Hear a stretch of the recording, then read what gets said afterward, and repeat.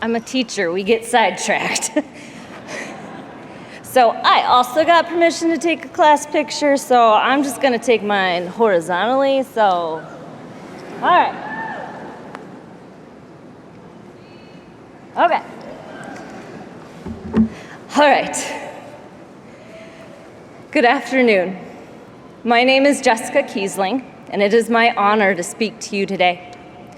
On August 16th, I started my first full job, okay, I'm gonna start over. On August 16th, I started my first full-time job as a special education teacher. I have a caseload.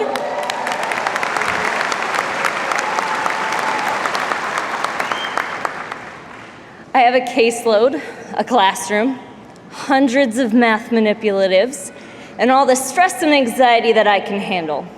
And I absolutely love it.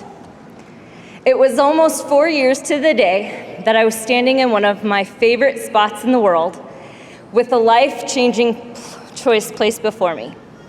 Should I go back to school and get my teaching license or not? This was August of 2019. Toilet paper was still used to prank people, and in education, remote learning would have been a quip about learning how to use the remote. That late summer afternoon, I made the choice. I would enroll in WGU for the dual special education elementary education program.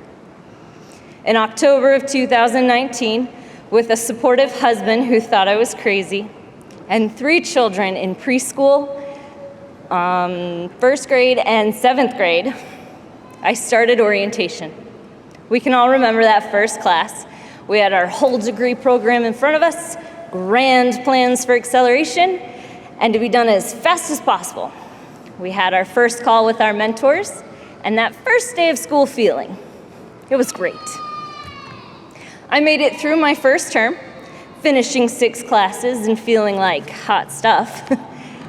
But as I was turning in my final task, just as the term ended, March 16th, 2020, the world as we knew it changed overnight.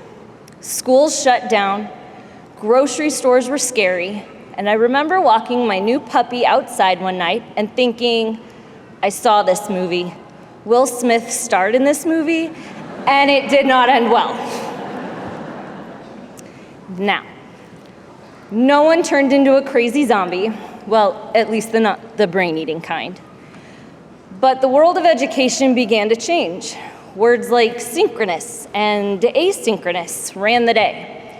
Remote learning became the household phrase, and suddenly I was doing online school while my children were doing online school. It was during those early COVID months that I learned how impactful a teacher can be on a student. To my children, I am mom. I am not their teacher at school. Home is a place for playing and being crazy and for fun. School was where learning and socializing with friends happen. On one particularly stressful day, my youngest daughter, Oakley, trying to drag and drop on her Google slide with her little hands, she broke down in tears and told me, "This isn't school. You don't have a science center. You don't have a sensory table. You don't have a kitchen center that's fun." She was right. This wasn't school. She missed her friends. She missed her teacher. She missed the environment that her teacher had created for her. I decided that what my children needed was to see their teachers and say a real goodbye. I contacted each of their teachers to set up a time when they could all meet and say goodbye. All 3 of them agreed and invited my children to meet them in their front yards. My children loved those 3 teachers from that year. They always wanted to say hi to them. I have been lucky enough to work with 2 of them for clinical hours and as a paraprofessional. I realized then what an impact I could have on a student.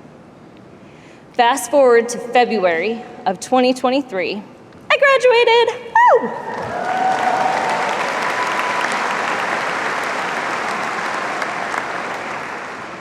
The Ed TPA was behind me, and we can all appreciate that.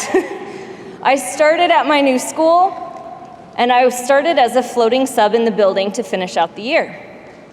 And the lesson I learned in those 4 months will impact my next 20 years. On my 3rd day at the job, I was put into that classroom. Subs refused to go back, and the teachers all got wide-eyed and a little worried for me that morning when they heard I was going in there. But I arrogantly thought, I got this.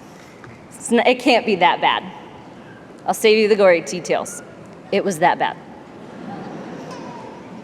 When I got in my car that day, I thought I had just made the biggest mistake of my life.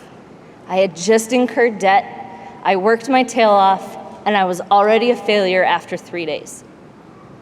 It was the teacher that I worked with in that classroom and family members that helped me see that that was okay. 1 week later, I was told I would be in that classroom for the rest of the year as a co-teacher. I had another life-changing decision to make. Do I go into this classroom scared and ready for battle? Or do I forget that one afternoon and walk in there determined to show them that I would not give up on them?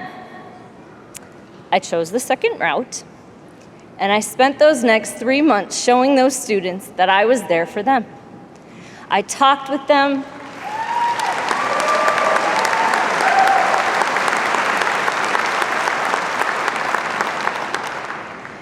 I talked with them about things they liked. Now I know more about Pokemon cards and Air Jordan shoes than I ever thought possible. There was one student, the one student that caused the most issues that first afternoon, that I struggled with in those months. Every direction was met with defiance. Every comment was responded to with, bruh. But I didn't give up. I wanted him to know that I could be trusted and that he didn't have to put up the walls. On the last day of school, I still wondered if I had had any impact on that student. But when the final bell rang, I did not see that image-obsessed 10-year-old boy. What I saw was a student with tears in his eyes who hugged me and said, "I'll miss you, Miss K."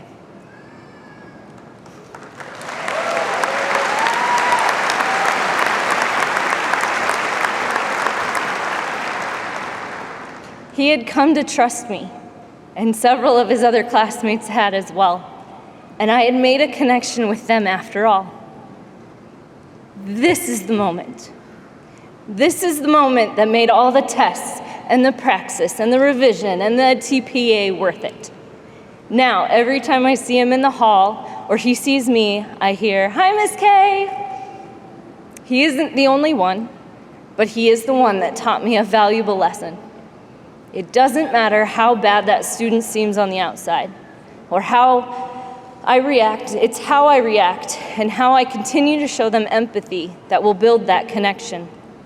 My own children saw it that day. Their teachers broke rules and hugged them while ignoring social distancing. My student saw me when I didn't give up on him, no matter how much he pushed back. We will all have those students and coworkers, but they're always the ones that stay with us the most. I'm so grateful for my family who came here and supported me, and for my children who put up with those nights that mommy just had to work. I'm grateful for a mentor who helped me through it all, and I got to meet this weekend, which I'm super blessed for. I am grateful for my best friend Liz, who got me on this path and showed me what special education and education could be in my life. I'm grateful for my husband and the rock that he is, and I'm grateful to share this day with all of you. Congratulations, graduates.